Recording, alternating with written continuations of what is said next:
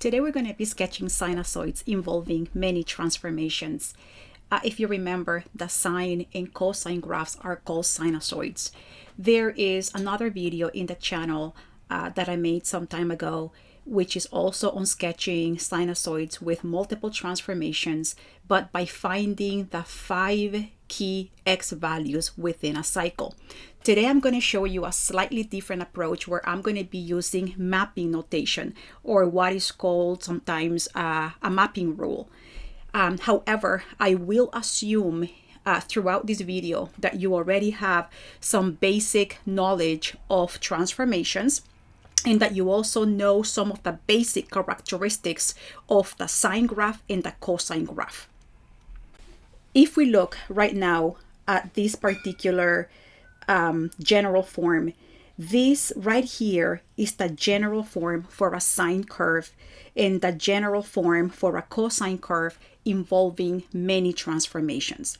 The parent functions are usually the basic functions without transformations. In the case of trigonometry, this is the parent function for sine x and cosine x. Then whenever we transform them, the expressions may end up taking on this particular form right here. The parameters a, b, c, and d are denoting the transformations that are being performed on the original parent functions. For example, A denotes a vertical stretch or a vertical compression, B a horizontal stretch or a horizontal compression on the initial parent functions, C denotes a horizontal shift either to the right or to the left, and D denotes a vertical shift either up or down. Now A and B can sometimes be negative. If A is negative, if you were to have A as -3 or -2, that means that in addition to a vertical stretch or a compression, you're also doing a reflection about the x-axis. Whenever B is negative, then that means that also you're going to be doing a reflection about the y-axis. Now, what makes this general form? What makes it general form is the B factor that you see right here. This B has been completely factored out from this expression. For example, if I were to have this as y equals a sine bx minus c, imagine that we have something like this, then B hasn't been factored out. So this form is not considered general form. I noticed that I forgot the plus D. Let me include it here. But because again, B is integrated within the expression, then this is not general form. And the reason why we want the expression in general form is because when B is completely factored out, this C value here determines the proper horizontal shift that is performed on the original parent functions. Anyways, this is the type of knowledge that I want to assume in this video that you already have. Because whenever we start studying transformations, we usually start recognizing this sort of behavior. All right, so in this particular video today, we're going to be sketching transformations like trigonometric transformations, but we're going to be using a mapping notation or a mapping rule. So what is really mapping notation? What is mapping rule? Well, this is a particular way that is used that shows exactly how the transformations are being applied to the original point on the parent function. Okay, I know that sounded complicated. So for example, we always have our parent functions, either sine or cosine. We take a point on the parent functions, and then we want to apply our transformations to get the new point on the new transform function. And then the mapping rule will tell us precisely how we are going to be applying B, C, A, and D to obtain the new point on the new graph. So this is how it goes. We start with a point x comma y on the initial graph. So x, y is a point on one of these parent functions, any point on that parent function. And then imagine I have a transformation like this. I know my A, B, C, and D. So the mapping rule tells me precisely how I am going to apply my parameters A, B, C, D to obtain the new point. So for example, in order to obtain the new x, B and C are the parameters that are acting on x to obtain the new x. So how are they acting? Well, they go like this. 1 over B multiplies x, and then to that, we add the value of C. So if you notice already, this will give us the new x coordinate on the new graph. Then, comma, now what's the rule for y? The rule for y will be made up of, we will combine A and D to get the new rule for y. For example, in this way, A will multiply y, and this y, remember, is this old y over here. So we're going to have A times y, and then to that, we're going to add D. So all of a sudden, this is what is known as mapping notation or the mapping rule. I actually like the word mapping rule because you're kind of seeing exactly what is happening to generate the new point. And then again, remember, this is the point on the parent function, right? We started with this point on the initial graph, and this is now the point on the new function. Sometimes the new function is called the image function. You may have heard this before, okay? The new transform function. And as long as you follow this rule, as long as you apply the rule in this way to the original x and y, you can easily gather the points, a few points on the new graph, and then you plot them and you have a pretty decent sketch. I'm going to show you with an actual example how to do that. These are now the parent trigonometric functions. This is right now the basic sine graph and the basic cosine graph. As I said in this video, I am assuming that you already feel quite comfortable with some of the basic features of these graphs, like the domain, the range, the periodicity of the function, that the period of each of these functions is 2 pi, that you feel super familiar with some of those basic points on the first positive cycle, right? So for example, that you know that the sine graph passes through the point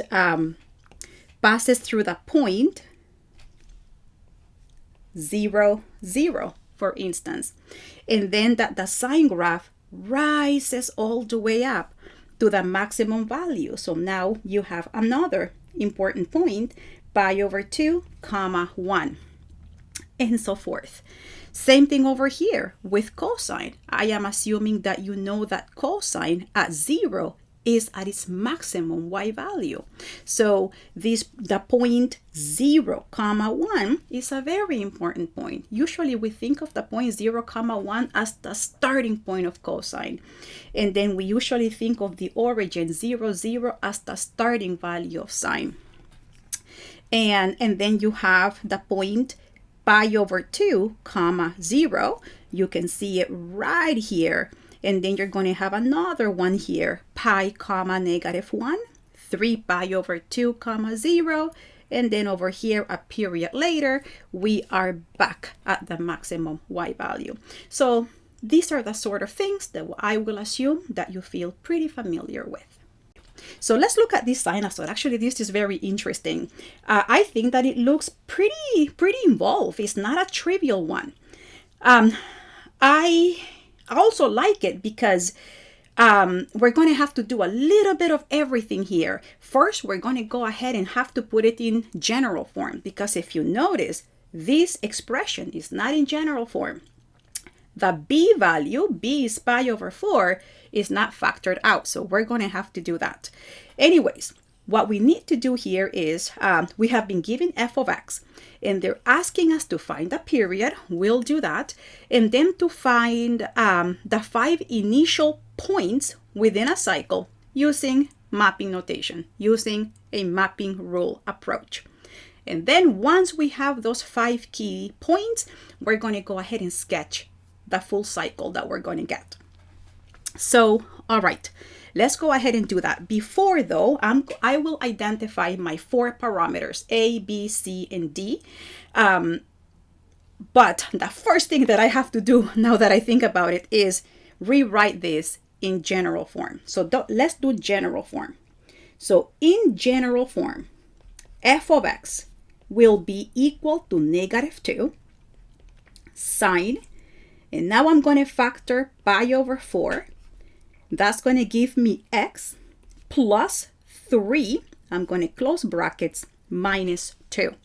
I want you to notice here, factoring is important. I'm also assuming that you feel quite comfortable identifying a common factor and factoring that out.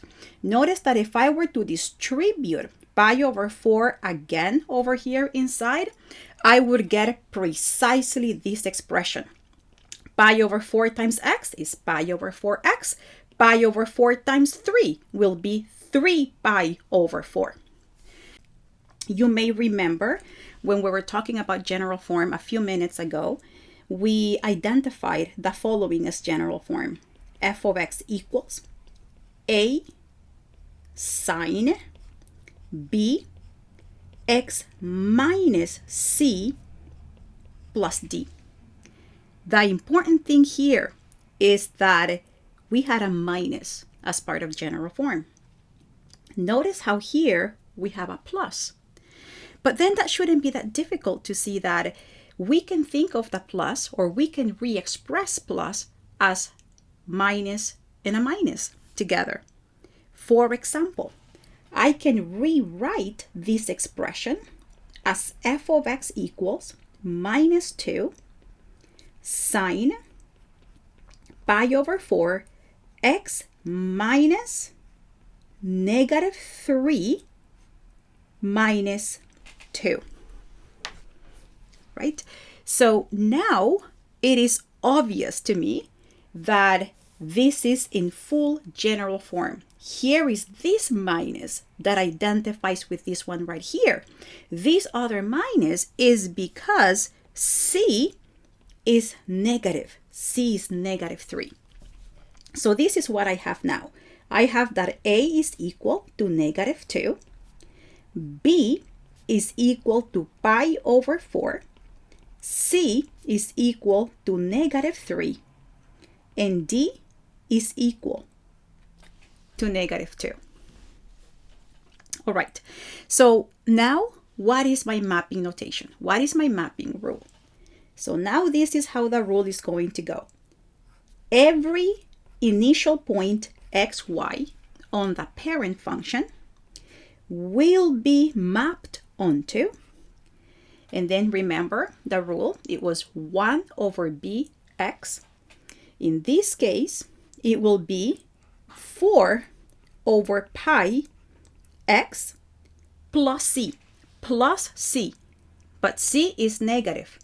So we're going to have plus and a minus gives you a minus. So you're going to see a -3. And then the rule goes a times y. Well, in this case, a is -2, y plus d. But again, if you notice, d is negative. So a positive and a negative will give us a negative, -2. Okay, and that's your rule right there. So this is the mapping rule that we will now use to generate every point, to map every single point onto the new graph. And I'm going to show you precisely how to do that, because I know that sometimes it sounds complicated when we're just describing the situation. Okay, so what I will do right now is I'm going to take the 5 initial points on the parent function that are to the right of the y-axis. We were just discussing this some time ago. For example, you may remember for the parent function, let me use a different color here. For the parent function sine that I showed you just a while ago, the function looks like this. We had the origin, then we had this point at pi over 2. We were at the maximum of 1. And then this was pi, this was 3 pi over 2, and this was 2 pi. So these are the 5 points that I am talking about. Here is one, here is the other right here, and these 2. So I'm going to take those 5 initial points that are sitting on the parent function, and then I will apply my rule to obtain the new points on the new graph. All right, so let's start with the first one, the point 0, 0. Okay, so this is your x is 0, and y is 0. So we're going to have 4 divided by pi times 0 minus 3, negative 2 times 0 minus 2. Simplifying, we're going to have 0 minus 3, 0 minus 2, and then that will give us negative 3, comma, negative 2. So that was this point right here. Now we're going to go ahead and take this second point here.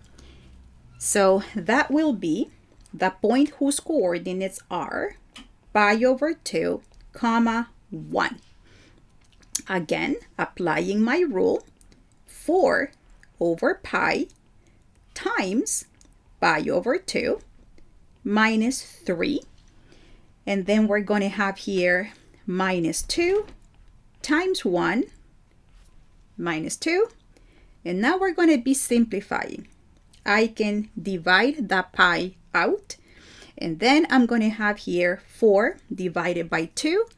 That will nicely be 2 minus 3, and then negative 2 minus 2. That will give us negative 1, comma, negative 4.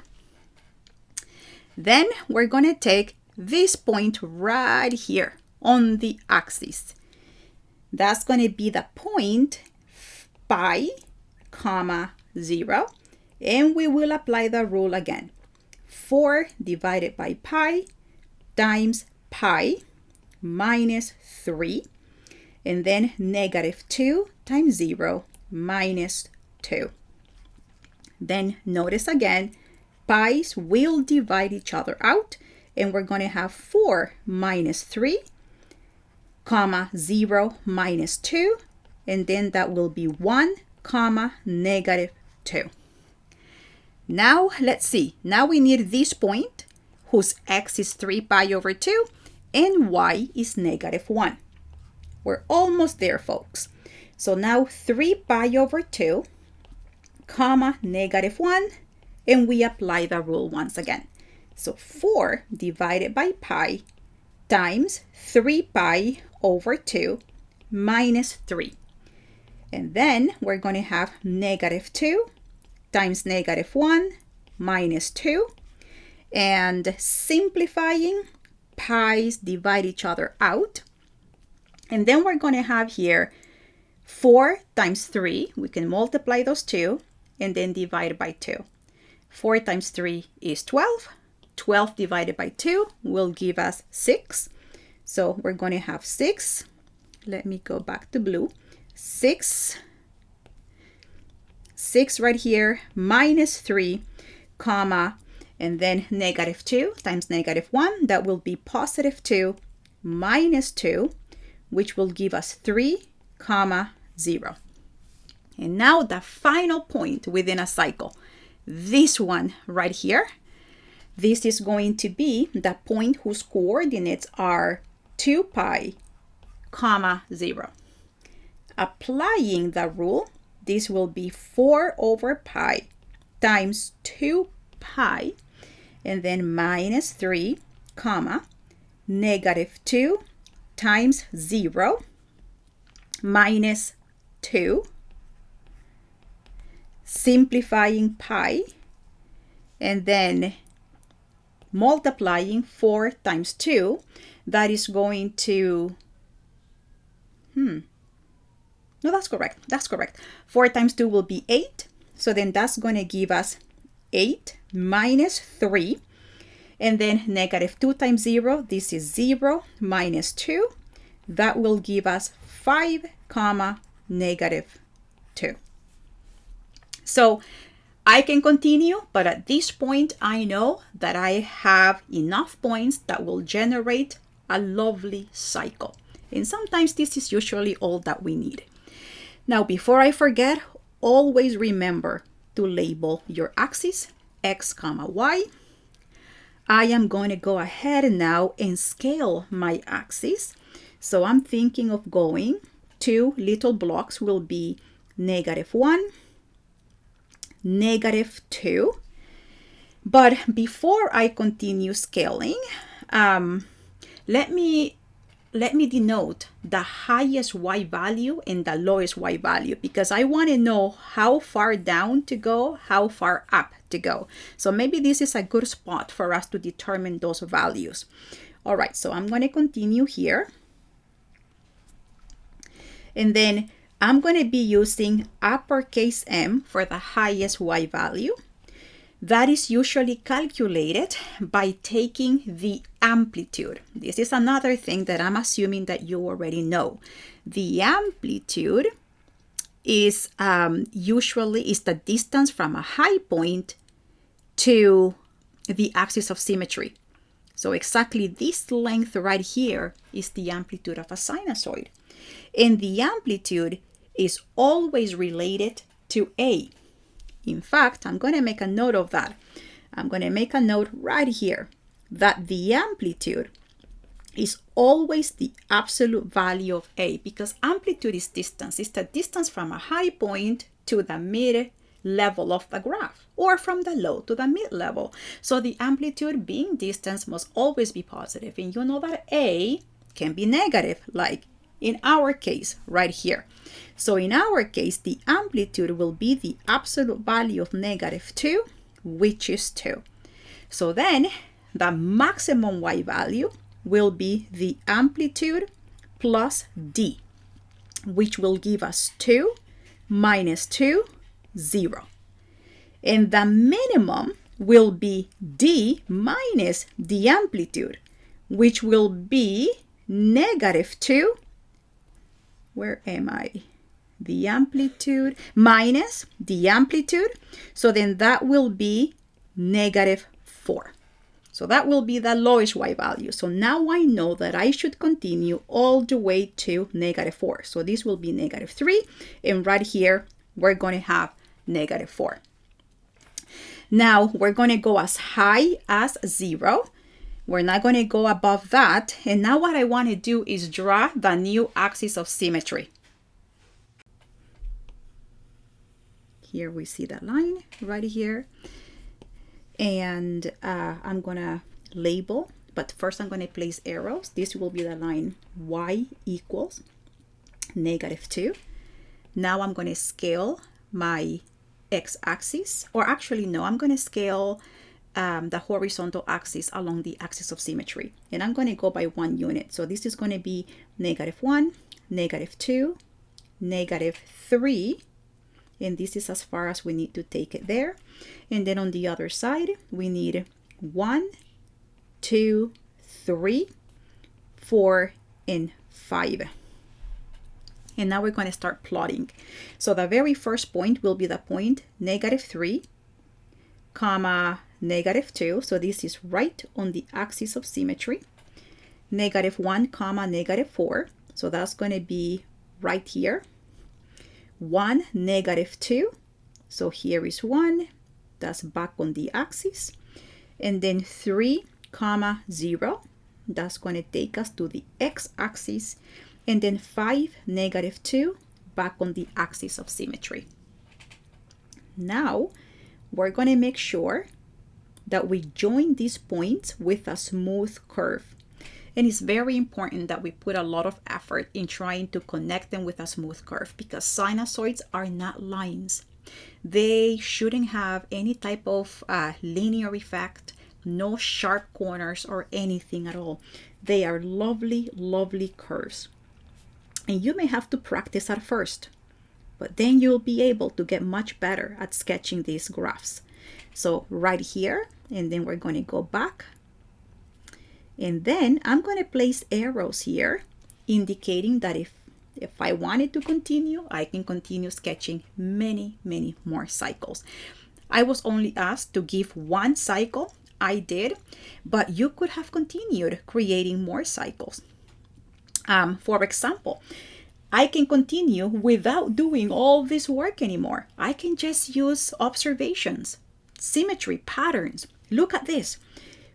The distance from this point to this point right here is going to be, let's count, 1, 2, 3, 4. And then 1, 2, 3, 4, the next point. So if I wanted to continue, I would go 1, 2, 3, 4, and then that will take me here. And then 1, 2, 3, 4, and I'm back on the axis. Then 1, 2, 3, 4, and I'm already here on the x-axis. And that's how I can continue extending the graph as far as I want. Also, they ask for the period. There are 2 ways to get the period. Practically, I already did. Look, the period is the distance from the beginning of a cycle to the end of the cycle. 4 units here, 4 units here. That gives me a total of 8. So 8 is the period of this graph. But I can also find it algebraically, just in case. I'm going to go ahead and show it out here. I'm assuming that most likely you already encountered this, that the period is equal to 2 pi divided by the absolute value of b. And b has to be within absolute values, because if b is negative, the absolute values will remove the negative sign so that the period remains positive. Period, like amplitude, always positive. So then that's going to give us 2 pi divided by b. b is equal to pi over 4, which will be equal to 2 pi times 4 over pi. Pi's will cancel, and now this will give us 8, as we saw on the actual graph. We already knew that the period was going to be 8. I just wanted to go ahead and show you that. I hope that you found this discussion helpful. I really believe that with consistent practice, you will be able to follow all of these steps fairly accurately and with very good speed. If you want me to make a video on a different math concept, please let me know in the comments below, and I will do everything possible to make that happen. Bye, everybody.